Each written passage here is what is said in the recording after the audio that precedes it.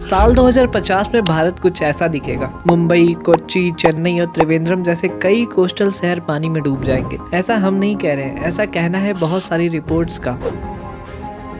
सी level बढ़ने के कारण पूरी दुनिया में समुद्रों के किनारे बसे शहरों पर बहुत बड़ा खतरा मंडरा रहा है। इस वीडियो में बढ़ते सी लेवल और इसके कारणों के बारे में डिटेल में जानेंगे। आपको इस वीडियो में बहुत सारी इंटरेस्टिंग इन्फॉर्मेशन मिलेगी, इसलिए वीडियो के लास्ट तक हमारे साथ बने रहें। Let's start.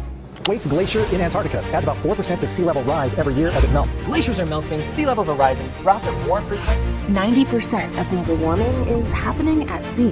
Ocean temperatures are on the rise, leaving our planet in hot water. Sea level के बढ़ने के लिए एक ही चीज जिम्मेदार है और वो है ग्लोबल वार्मिंग। हम इसे आगे समझेंगे कि ऐसा क्यों है।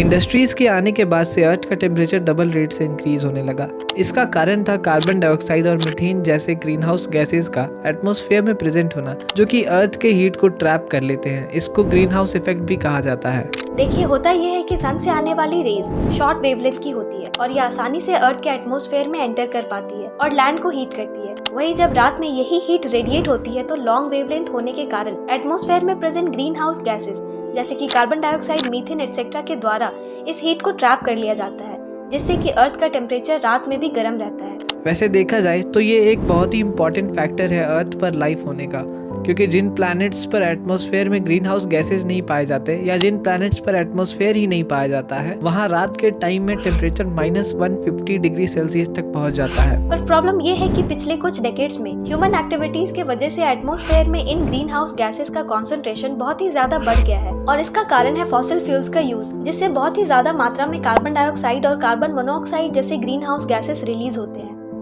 डिफॉरेस्टेशन भी एक बहुत बड़ा कारण है। दुनिया भर में लगभग हर साल 10 मिलियन हेक्टेयर पेड़ काटे जाते हैं। फॉरेस्ट को अर्थ का एयर कंडीशनर कहा जाता है। इसके दो रीजन है। पहला कि ये हमें ऑक्सीजन प्रोवाइड करता है। दूसरा कारण है कि फॉरेस्ट कार्बन डाइऑक्साइड को एब्जॉर्ब कर सकते हैं। जब इन्हीं फॉरेस्ट को कट किया जाता है या जलाया जाता है तो फिर से कार्बन डाइऑक्साइड गैस एटमॉस्फेयर में रिलीज हो जाता है और ग्लोबल वार्मिंग को कंट्रीब्यूट करता है। लेकिन ग्लोबल वार्मिंग और सी लेवल के बढ़ने का क्या रिलेशन है? इसके दो मेन रीजंस हैं। आइए समझते हैं। हमें पता है कि अर्थ का 70% एरिया ओशियन से कवर्ड है। सन से आने वाली रेज इन ओशियन के टेम्परेचर को इंक्रीज करते रहती है और टेम्परेचर बढ़ने के कारण ओशियन का पानी एक्सपैंड होता है। इससे ओशियन का वॉल्यूम इंक्रीज होता है और सी लेवल बढ़ने लगता है। दूसरा रीजन है ग्लेशियर्स का मेल्ट होना। ग्लोबल वार्मिंग की वजह से अर्थ का ओवरऑल टेम्परेचर इंक्रीज होने के कारण ग्लेशियर्स के रूप में जमा हुआ आइस मेल्ट होने लगता है और ये ओशंस के वॉल्यूम को इंक्रीज कर देता है। यहाँ ग्लेशियर का एक बहुत ही इम्पोर्टेंट रोल है अर्थ के टेम्परेचर को कंट्रोल करने में, क्योंकि ग्लेशियर का आइस व्हाइट कलर का होता है। ये सन से आने वाले रेज को रिफ्लेक्ट करता है, लेकिन ग्लेशियर के मेल्ट होने की वजह से सन रेज एब्जॉर्ब हो जाता है अर्थ के सरफेस द्वारा और अर्थ का टेम्परेचर और ज्यादा बढ़ने लगता है, जिससे कि और ज्यादा ग्लेशियर मेल्ट होते हैं।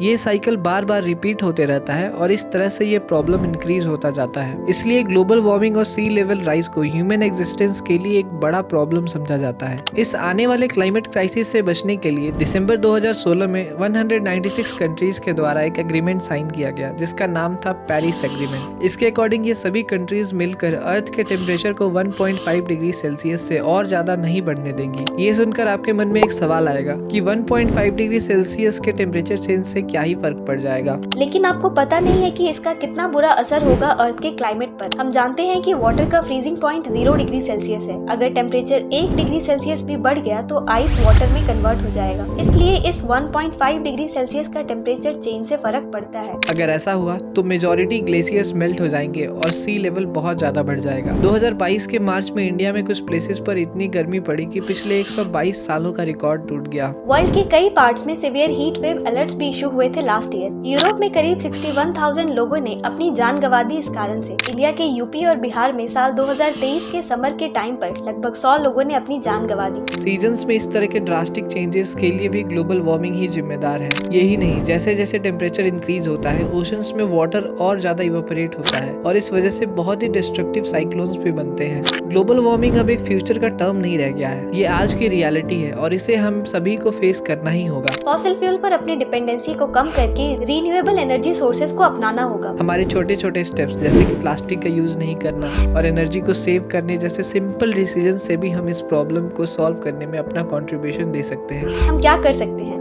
अपने हर बर्थडे पर एक प्लांट लगाने के डिसीजन से हम अपने इन्वायरमेंट को एक पॉजिटिव वे में कंट्रीब्यूट कर सकते हैं और दूसरों को भी ऐसा करने के लिए इनकरेज कर सकते हैं। वी होप आपको ये वीडियो पसंद आया होगा। आपने कुछ नया सीखा तो हमें सपोर्ट करें। It really motivates us. Thank you. See you in the next one.